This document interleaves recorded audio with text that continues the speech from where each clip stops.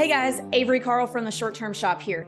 I wanted to welcome you into our 10-episode deep dive on the Outer Banks and Carolina Beach, but also to let you know that we have some supplemental materials to this on our website for you guys. It's called theshorttermshop.com, and there we have a section where you can look at properties in these markets, see what the current purchase prices are. You can set it up to save a search for you and email you anytime a new property in those markets in your price range comes out. We also have the AirDNA data, thanks to our friends over at AirDNA for this market. So you can use those two things to analyze. We've got a calculator for you there too to help tie it all together. And if you guys are ready to maybe start talking to an agent in this market, you can email us at agents@theshorttermshop.com and we will connect you to our expert agents in this market. Or maybe you're not ready to do that, but you just want to hang out with us more, and that's cool because we want to hang out with you too. And we have a Facebook community where you can do that. It's called Short-Term Rental, Long-Term Wealth, same title as my book. And it's just a community of 60,000 of our closest friends who are sharing best practices and just kind of hanging out with other real estate investors. So it's pretty cool. We hope to see you over there. And last but not least, if you have questions, you want to talk to a real person like myself, it will be myself actually, and Luke. We have an open office hours every Thursday, and you can sign up for that at strquestions.com, and you can ask us any questions that you have about short-term rental investing. But now we'll get to the episode.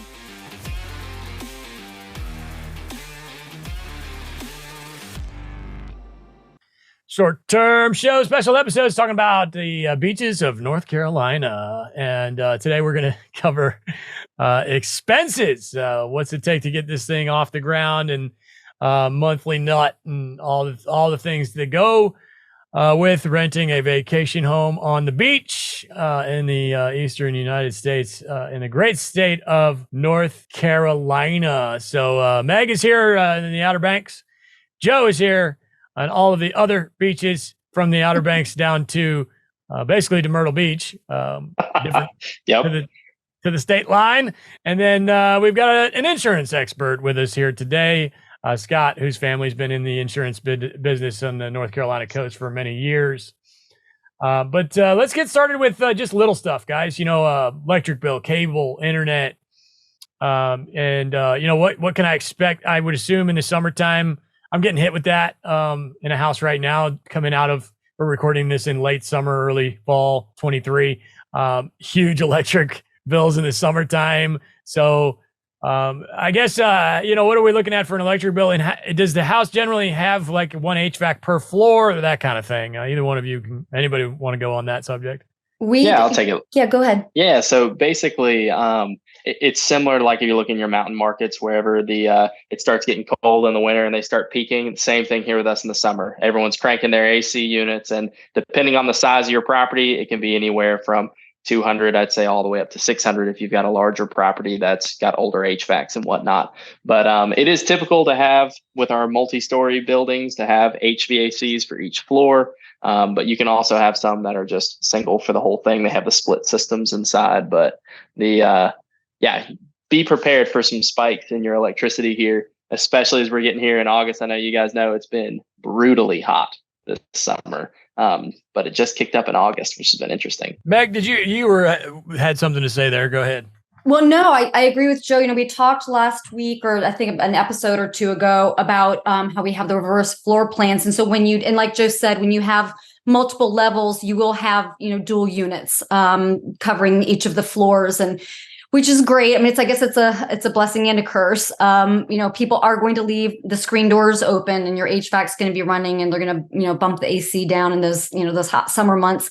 But you know, your typical beach boxes, you'll just have one unit. Yeah, I've got a couple of tricks there. There actually is a thermostat or two. Ecobee has actually a function that you can connect to your doors that can tell when it's open.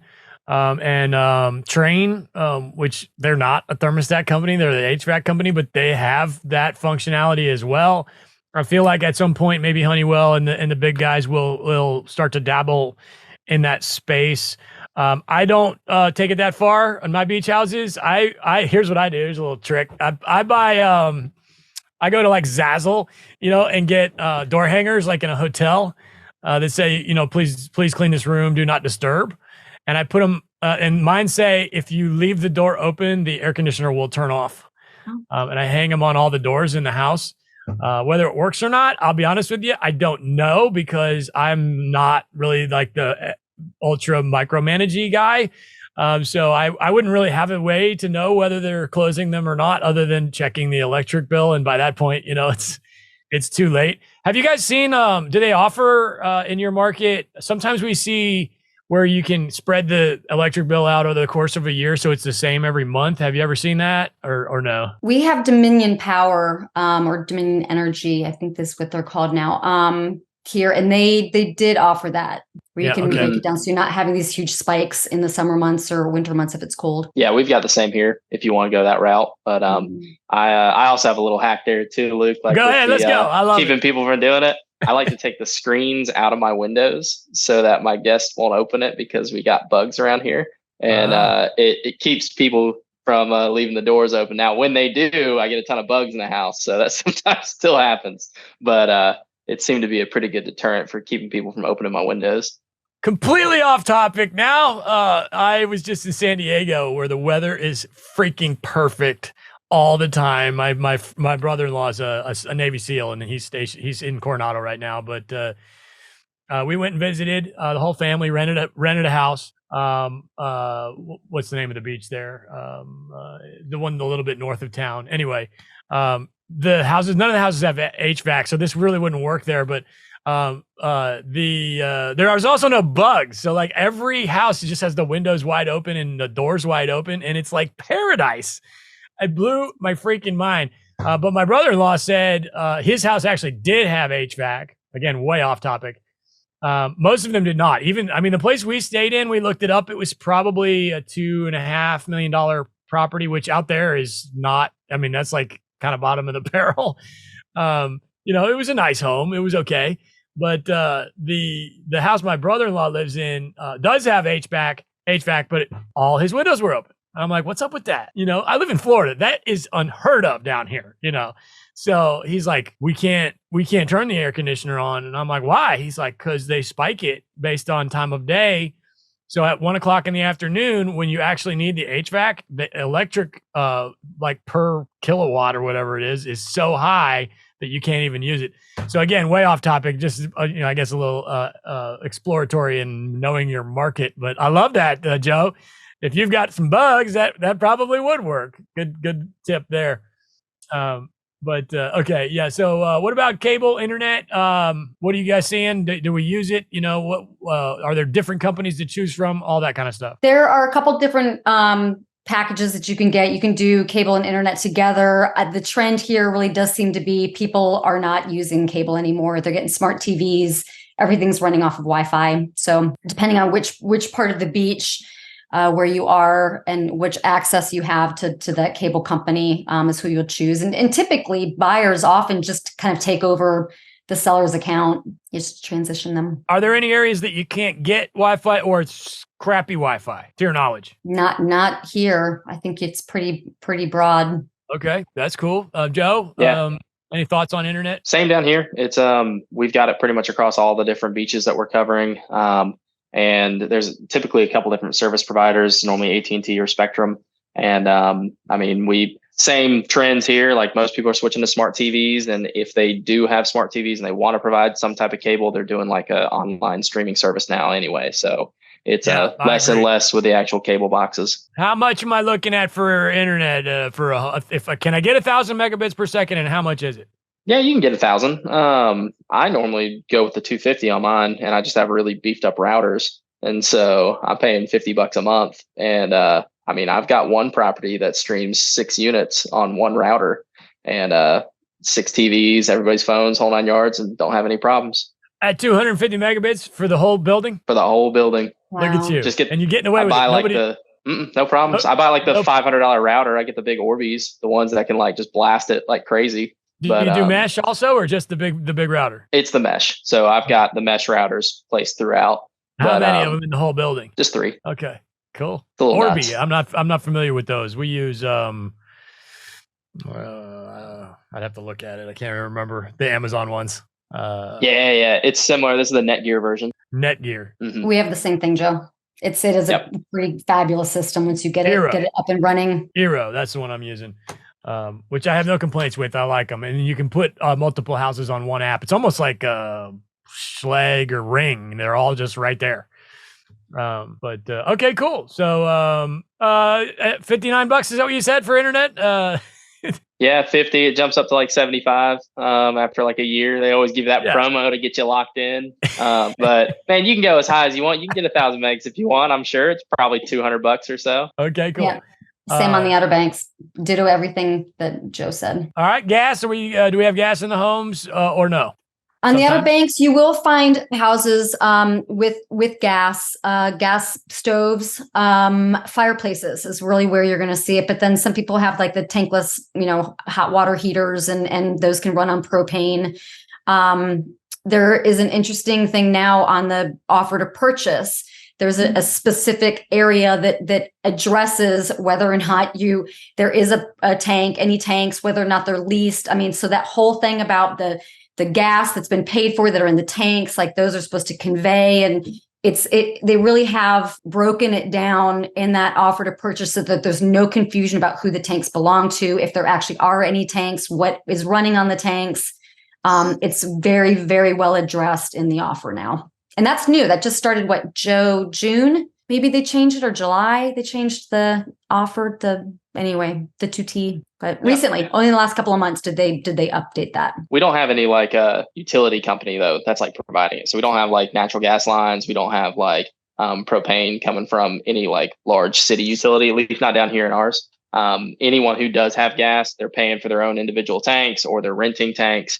And I'm gonna be honest, it's pretty rare in my like area that I'm seeing.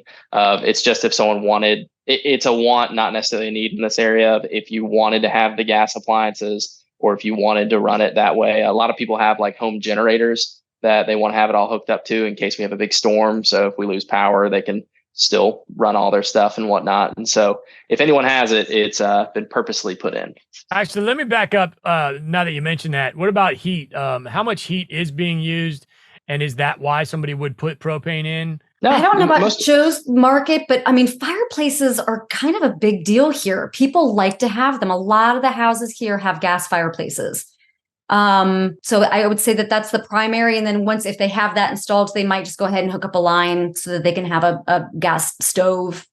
I don't know. Joe, what's your market like with the? Yeah, do you guys we do have it. It's just not as common down here. And what I'm saying is how often is the heater running? And does it get cold? It will in the winter, but also that's kind of when your property's not being rented anyway. And so unless you're using it personally, it's like you got to think of our markets kind of as a bell curve of you've got really, really low bookings all the way up until the peak of the summer, and then it's kind of coming back down. And so when it actually is cold, you don't have anyone in your property, so you can set your thermostat to 50, 55 just to make sure that it's maintaining the house.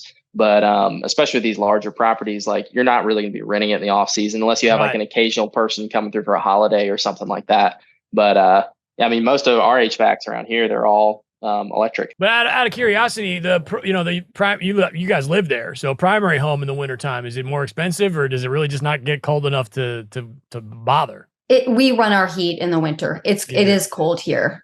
I would say, that kind of brings up one point that's not necessarily quite off topic, but when it's going to get below freezing, you got to leave your water dripping. Yeah. For sure, because your pipes will freeze, they'll bust. That is kind of a thing here that, when they talk about those nights that get really cold, you got to keep a pipe or a faucet or two dripping. Perfect segue into maintenance in general. So what are we looking at there as far as things breaking? Average, maybe an hour for a handyman prices there. Just landscaping, all that kind of stuff. I got Joe, this. How much are you paying a handyman to show up and change a flapper in a toilet? You know what I mean? Like, oh my gosh. Yeah. Just to get them out there, it's about $125, I'd say. Somewhere in that 125. And then they're going to charge you 50, 75 an hour, I'd say. To have a good, reliable handyman that's going to show up when they tell you they're going to show up and do good work, you're going to be paying 50, 75 bucks an hour. Get them out there. Are they coming from town? It's more of just getting anyone to show up in general. Right. But like a reliable handyman, we've got them here on the island, and it also depends on which island you're on, of where you're going to have more options coming from. So like if you're here in Carolina Beach, like we've got people who physically live on Carolina Beach who are great. We're 15 minutes from Wilmington. If you're up in Surf City, people are probably going to be coming from Jacksonville. Not as many full-time residents there. And then if you've got people up in Emerald Isle or Atlantic Beach, they're probably coming from Morehead City. And that's where you're going to have your majority of people, just a better pool of contractors to pull from. Right. The contractors here seem to be pretty spread out. Like they have their specialists. So you can find handymen that can do it all. Some aren't licensed, so you kind of just have to vet them and see if these are people you trust, get some references to them. But, they are here on the beach. They're all up and down, from, Corolla down to Ocracoke and Hatteras. And, but I would say, you definitely want to get a good one built up on your team, kind of like your cleaner. Like it's nice to have a handyman. And they are here. Okay.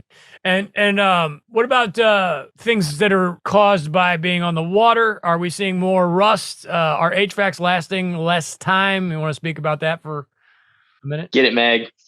No. So yes, obviously the properties that are built here, they are built in to withstand. The materials that are being used obviously are for salt and wind. We've talked about, when you're getting your roof replaced now, it's a really good idea to get a fortified roof. And that's actually might be something that Scott might be able to speak to when we get to insurance. But your windows and things, they eventually over time are going to need to be replaced. Your sliding glass doors will need to be replaced. It's just, things get wet. You've got driving winds that your rain is going sideways, beating up against your house. So yeah, I think that, inland, you're not going to see things don't last quite as long. But again, the materials that are used here for coastal building, they're going to be different also. So 100%. And so it really depends too. It's like you can see if a house just has a straight view of the ocean and there's wind blowing at it, those HVACs are just going to get tore up. I mean, like even just having physical houses blocking some of that salt from coming to them helps long term. Like I've got a HVAC on my primary residence. I'm 6 blocks back from the beach and it's 20 years old. It's rocking and rolling. I'm a happy camper. It's not covered in rust, but I've got another property that's, half a block from the beach and my HVACs will burn out in 10 years ish is kind of where they last. And so it just depends on how they're getting blasted. I tell everyone, hey, just plan on 10 years. If you get 15, that's awesome. But you're at the beach. It's salt water. Yeah, it's the same for me. Again, I live in a different beach, but man, the other day I was at a condo on the water, checking on something for a client, and I was like, man, this thing is like completely just clobbered with moisture and salt, And then I went home and I was looking at the deadbolt. The deadbolt was having issues. It was a friend of mine, and so I opened up his deadbolt and water just fell out of it, And I came home and I'm looking. I had the exact same deadbolt at my house, which I'm only one row back, and my deadbolt is like totally fine. I'm like nothing's ever been wrong with it. And just that little bit of barrier, it makes a huge difference. Here's another one. I have a house on the water again in Florida. Different market. And it has like a tri and a duplex in front of it. But the water, it's right there on the water, basically. There's no road in between me and the water. And those HVACs are trashed. Here's a good tip that I heard actually from my HVAC guy in that market. He said, if you dig a well, like you would for watering your grass, which of course, and this house does not have grass. I mean, it's sand, So, but he's like, dude, if you dig a little well, you only have to go like 25, 30 feet because, you're on the beach, and shoot the water at the HVAC units, like basically a sprinkler head, like those little mister ones that you would put on a flower bed. He said, shoot those at your HVAC. It washes all the salt off of it every day. It'll last twice as long. And I'm like, damn, that's a pretty good idea. Because to drill a well is not that much, maybe a couple of grand. And then you could continue to use that. Don't quote me on that number. I haven't drilled a well in a while. And this is not a drinking well. Also, for anybody listening to this, not a drinking well. This is just a water your lawn well. But I didn't end up doing it, but I thought it was a pretty brilliant idea to have it be sprayed off, put it on a timer once a day, twice a day. But anyway, so how long, I guess, Joe, what's the last HVAC you replaced? How big was it? What did it cost you? Last HVAC I replaced was a 2.5 ton, and I think we went with a Carrier, either that or a Ream, but it was 5,800, 6,000, right around that mark. I know they've gone up since then. I think it's about 7,500 now for the same equipment. So that was about a year ago. Yeah, I'm getting around 7,500 for like a 3-ton, give or take, and it blows my mind when I get those bills. You know, I'm like, what in the hell happened? It's crazy what's out there, you know, but it's like that with everything in life. It's the same thing with insurance, which we're about to get to here. And I mean, and I have a hard time with it. But then when you go buy a Subway sandwich and they charge you $17, you're like, oh, wait a minute. Everything in life is more expensive, and we just gotta get used to that. The dollar is not what it used to be. So perfect segue in. Let's go, Scott. Let's talk insurance. We have an insurance expert on the call. So, and this is a very broad topic, being coastal here. So if you just want to give us a speech on the subject, we are all ears. Sure, be glad to. Talking about the increase in costs and things of that nature, it's probably a great place to start.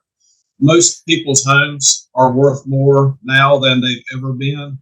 And when we go through and we're looking at our clients' homes, a lot of times the inflation factor on the policies itself have always increased a little bit each year to try to keep up with rising costs of building materials, construction costs, things of that nature. What we're seeing right now is some of those are not keeping up with, especially since 2020. The cost of building materials, the cost of labor, your appliances, things of that nature. So one of the things we're doing right now is going through and making sure that people understand, we may have to look at increasing the value of your home, but the value of your home has greatly increased over the past 3 years as well. So it's one of the conversations that we're starting out with a lot of our folks right now, given the inflationary market and what things are costing to rebuild a home. I know one of y'all mentioned freezing pipes earlier in the show about talking about maintenance. Fortunately enough, insurance does cover those kind of things, but it's still a great idea to make sure that you're properly maintaining your home. It's not being used. We recommend people turn the water off to their home. No reason for it to be on. And if there is an issue, a hot water heater bust or a line going to the toilet breaks, and you're not there for a month, it can create a lot of damage overall. And then I think the third thing I heard mentioned was a fortified roof. The North Carolina Insurance Underwriting Association, in which if people have properties in North Carolina on the coast, they probably either have all of it with them or at least the wind insurance with them. They are offering a fortified roof grant that I believe I heard opens up the 1st of September, where they will actually pay, it's either $6,000 or $8,000. They're trying to get it changed in the legislature to offset the cost of having a fortified roof put on versus just your standard, 3-tab or architectural shingle. Okay. Scott, I'm going to go way broad spectrum here. Just a low-hanging fruit question. Last couple of policies you ran, what am I looking at? How big were those houses and what did they cost? We're having to go through and remarket a lot of our book right now. So on average, we're probably requoting $450,000 to $600,000 homes on average. This probably running $5,000 to $6,000 for that size of property. I would say if you've got $100,000 worth of coverage on the home, and what we look at is replacement cost of the home, not market value or tax value. We look at what it would cost to rebuild the home if it's totally destroyed. So if you take $100,000 of coverage, you can probably figure $1,400 to $1,500 of insurance for every $100,000. What carriers are you having success with right now? On the coast, like the actual Barrier Island right now, Allstate is our top go-to for writing property. We're using a lot of NCIUA for our wind and hail coverage. Almost probably 100% of our coverage is going to them for the wind. Allstate, when they write a policy, they exclude the wind, and then we have to write the wind and hail with another carrier. There are other carriers that will do business out here, but your main ones, your Nationwides, your State Farms, auto owners, companies of that nature, they're just not doing business at the insurance. So stay away from those larger, the ones that are their own carrier, basically, is what you're saying. Well, as an independent agent, we can write with a lot of different carriers, but for the most part, those larger carriers, I can speak specifically to Nationwide. We've represented Nationwide in our family since 1984, but they haven't written a homeowner's policy on a beach property, an Outer Banks property, in probably 12 to 15 years. Okay, cool. So where do you see the state of insurance in your market? How much has it gone up? I don't know if you have a percentage or something over the past couple of years, and is it going to continue to go up? It will continue to go up. The insurance companies purchase reinsurance to cover their losses. And the reinsurance is a big driver of insurance rates. And I know, speaking to some of our carriers, the reinsurance has doubled or tripled in price. And so a lot of that is going to be reflected in the price that we pay to the insurance companies. Losses are higher. Almost every carrier is losing money on property insurance. So I would expect to see prices of insurance continue to climb. Percentage-wise, we've probably averaged a 20% increase every year for 2 to 3 years. When reinsurance, explain that to me like I'm 3 years old. It's basically the insurance company. Well, I've used Nationwide earlier. Nationwide will buy insurance from another company to offset their losses if they have a massive loss. So they have to keep a certain amount of money in retention to start out the claim, but it's kind of like a deductible. They have their own retention, which would be their deductible.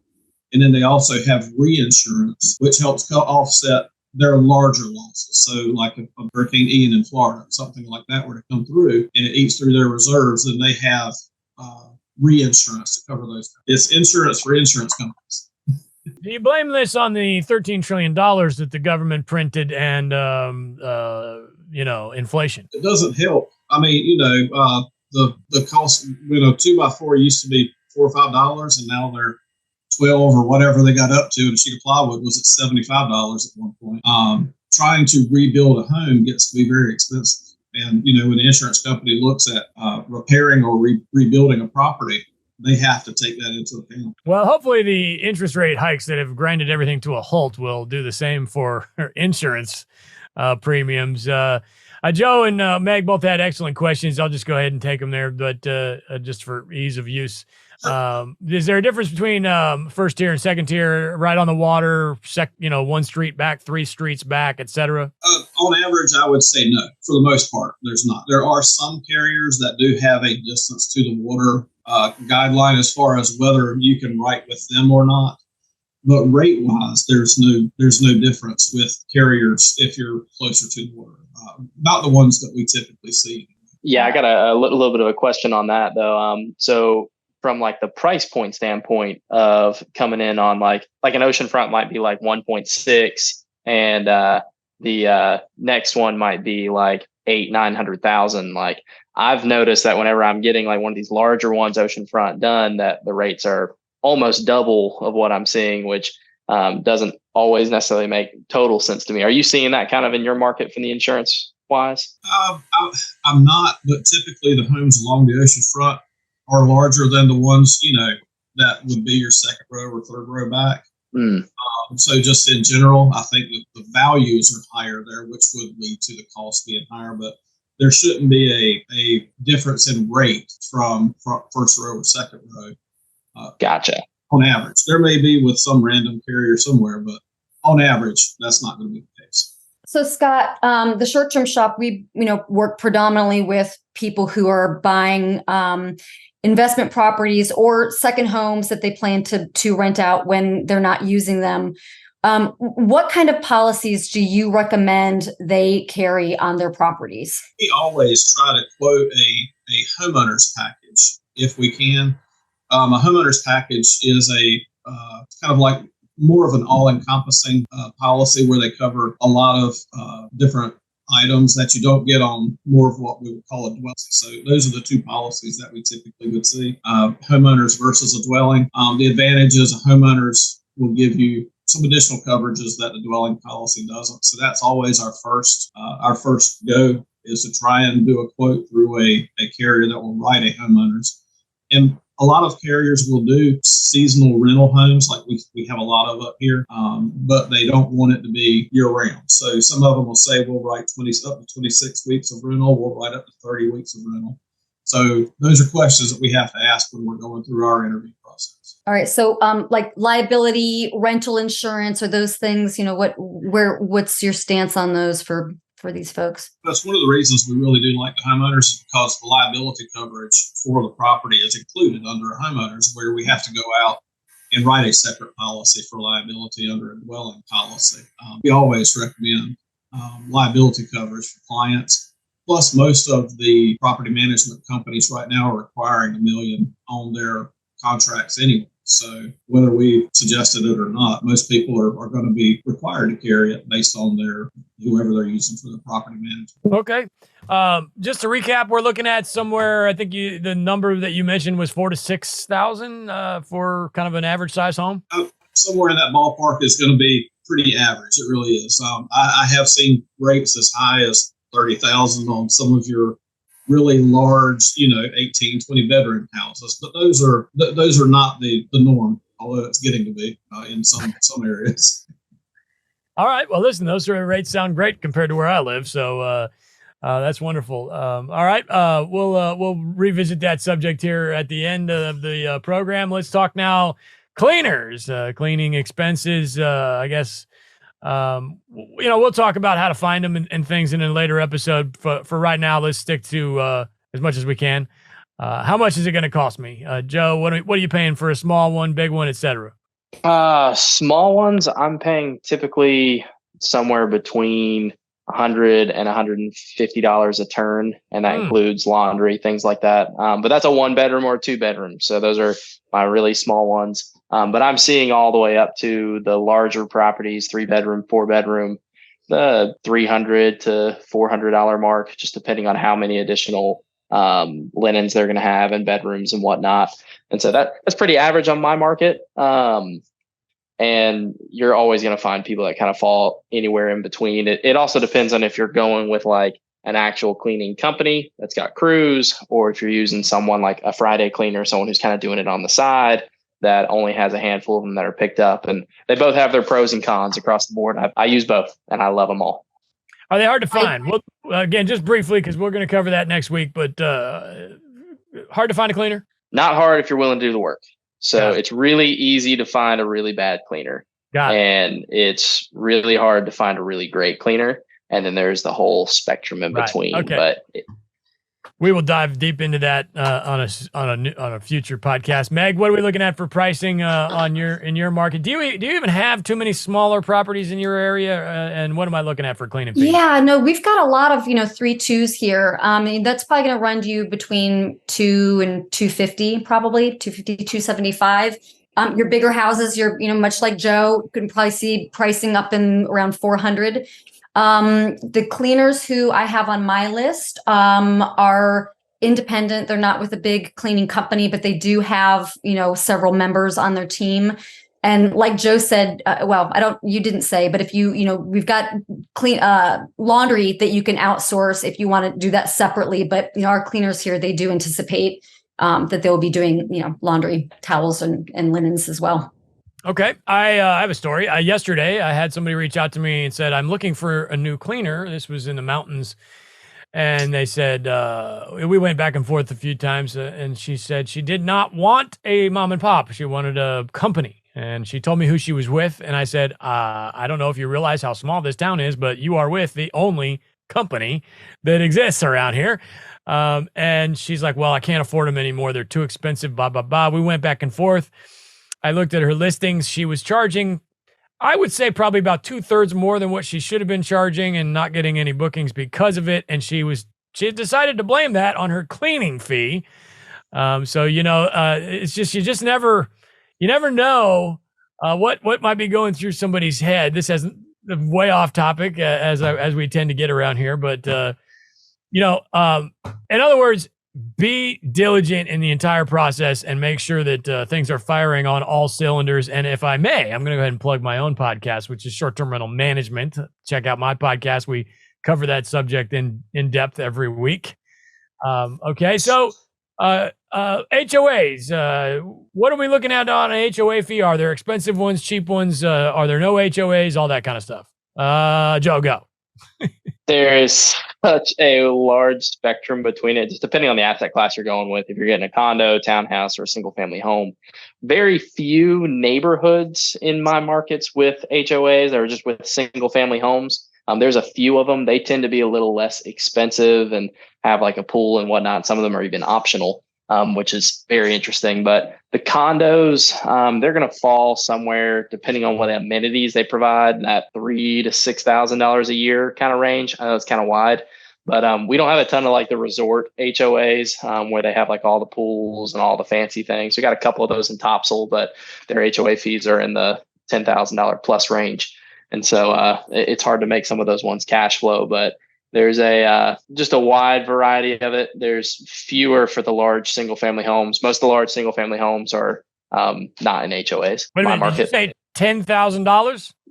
Yeah, we got a couple resorts up in North Topsail that have $10,000 plus HOAs. We got one in Curry Beach, and they provide everything except the kitchen sink, but I just don't see them produce typically. But that is an annual, obviously. That's a little less than $100 a month.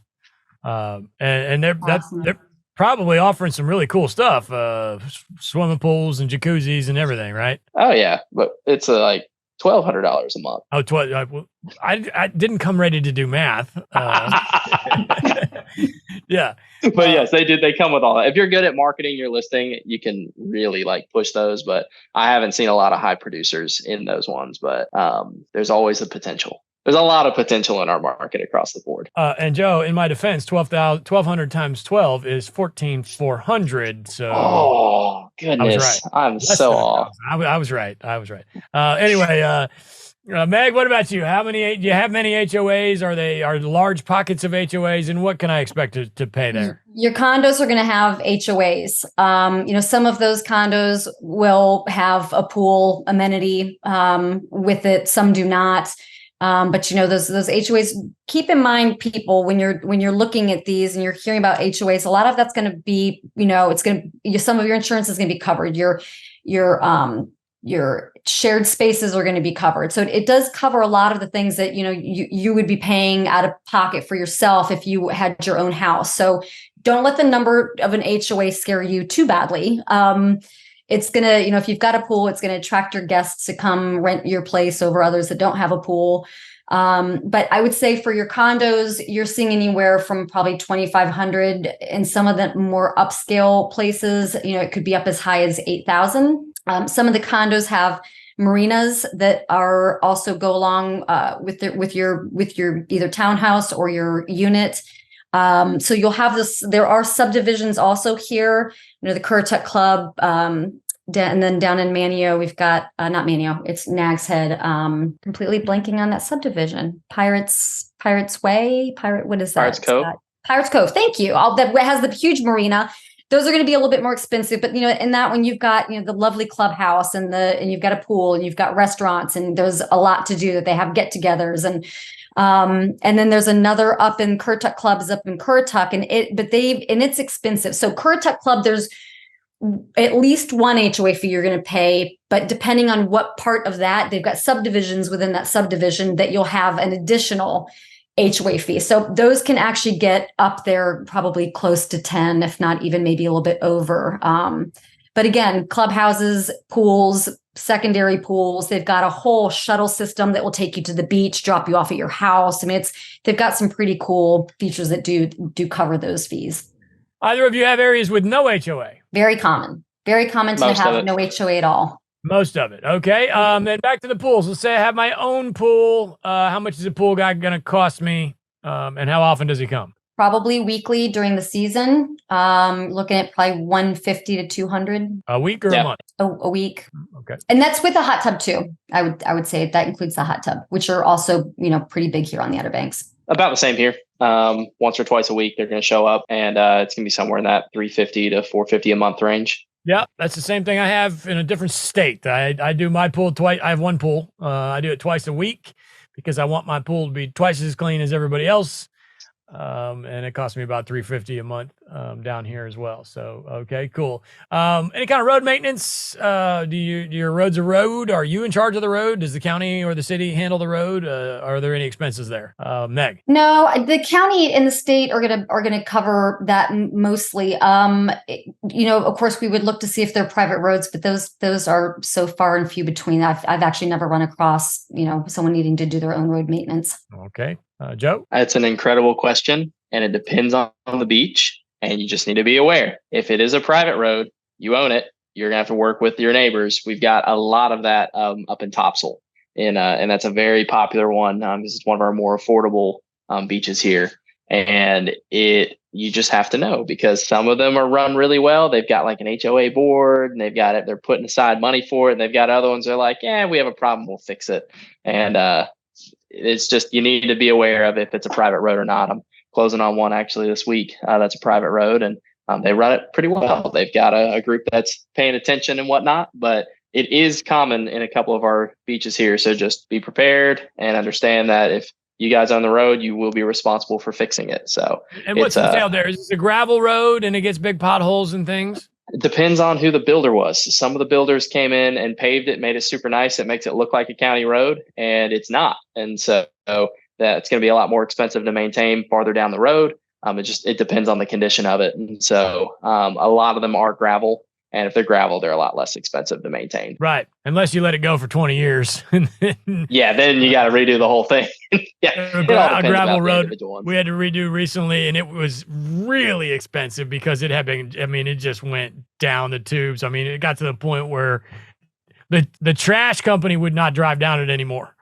They said, you're going to have to pull the road's like way up there.